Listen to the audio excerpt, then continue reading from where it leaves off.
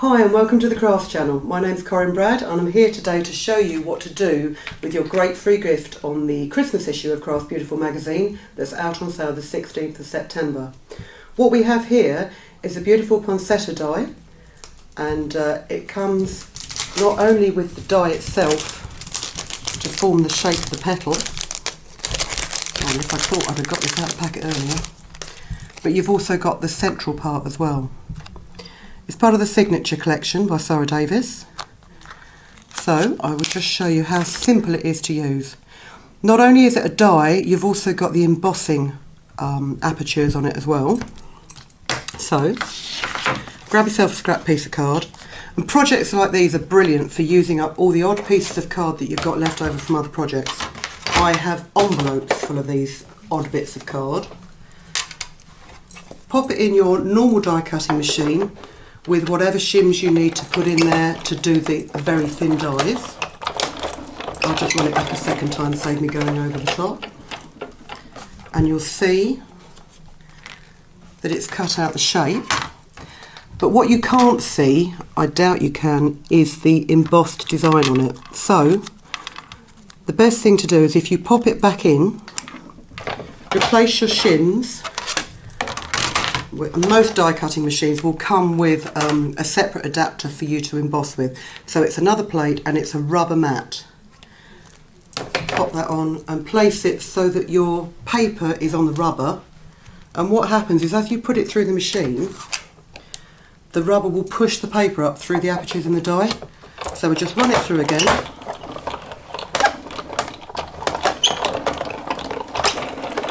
Run it back like that. And I will just move these bits. In fact, bear with me, put them on the floor before I drop them on the floor. As you can see, what you can then do, if you pop it out, and I reckon you can see that detailing there much, much better. Just to show you how good the detailing on there is, you get yourself a white ink pad and just literally skim over the top gently with your ink pad, and you can see the relief design on that. So to make yourself a poinsettia or poinsettia, cut yourself a generic circle die so that you can use it as a base. Grab yourself a bit of tacky glue, and this is like a PVA but it stays a bit damper for longer, it gives you more time to work with it. And then I've got several of these green leaves here, and all I'm going to do is just roll them over a round pencil.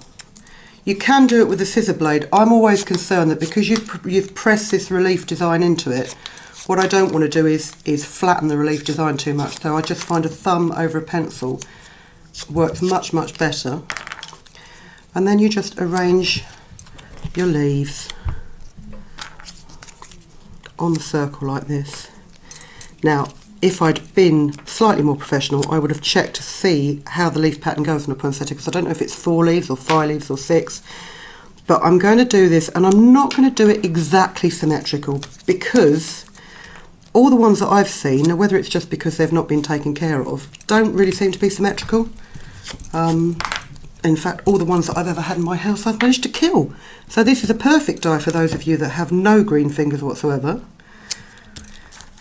And just for a bit of added authenticity, as it were, I'm going to add some slightly lighter green petals in there.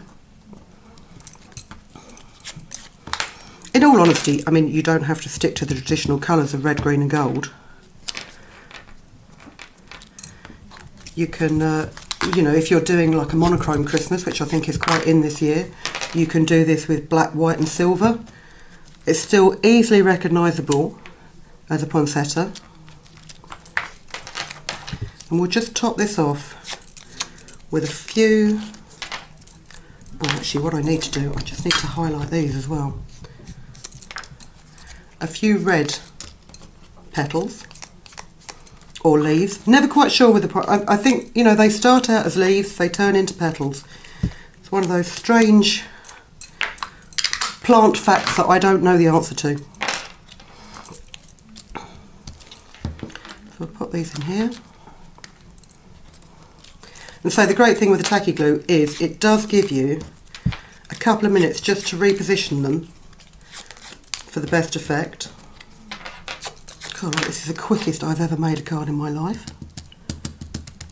Put these down like this.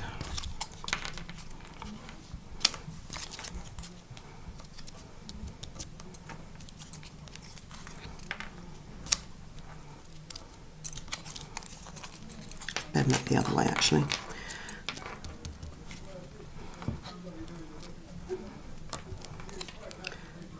Okay, and then just to finish off the design in the centre, that tacky glue takes a little bit longer to dry,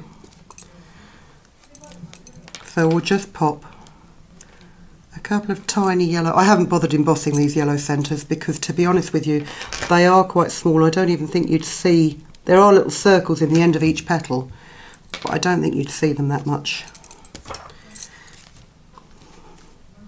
Easy way to put it in the middle. Stab it with a scalpel. There you go. Pop that in the middle there. Just so the petals slightly overlap. So there you've got your flower. And then, really quick card idea. If you grab yourself a 15cm blank, square blank, cut yourself a piece of paper, and mat it onto a plain colour. And quick tip for matting, I hate waste, as you know that, so what I've done is I've cut my square of pattern paper, I've cut a slightly larger square of plain paper, but before I've glued them together I've cut the middle out of the plain paper so I can save that bit of card to cut more leaves out of if necessary. You don't notice from the other side. It just means you haven't got layer upon layer upon layer. The other thing as well, if you're posting cards abroad, you do need to watch the weight of your cards. So by cutting out any excess card that you can, you're cutting down on the weight.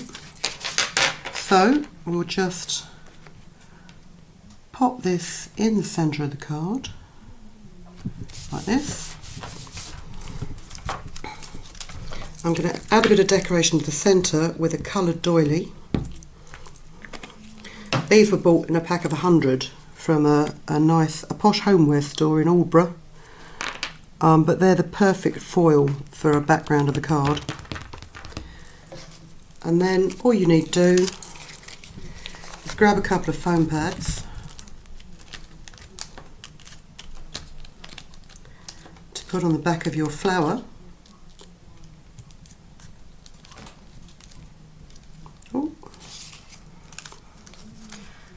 You can either put it in the middle. I personally would rather have it a little bit off centre. I'm going to put one down here, and hopefully this one is all glued together and it's not going to fall apart as I do it.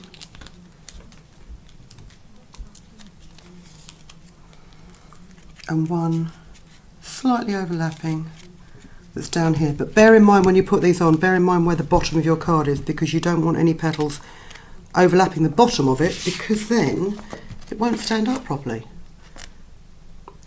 And what you can do, you can get a die cut sentiment or a simple peel off or something like that to add your greeting to the bottom of the card. But very quick and easy to do. They do make really quite realistic poinsettias, I think. And if you have a look around, in the magazine there'll be numerous other options what you can do with your shapes. So changing the colour scheme, we've got a pink, which is still very Christmassy, burgundy and green, which is very nice. And you don't need to use it to make a flower. You can use it for bauble shapes, a simple 5-petaled flower, and just the addition of other dies that you may have at home. If you've got other cutting equipment that you can cut sentiments out with, you can make a whole host of flowers just using that one die, and every card will be different. So grab yourself, as I say, the Christmas issue of Craft Beautiful magazine. It's out on sale the 16th of September, and it comes with your great, really handy poinsettia die. Hope to see you next time.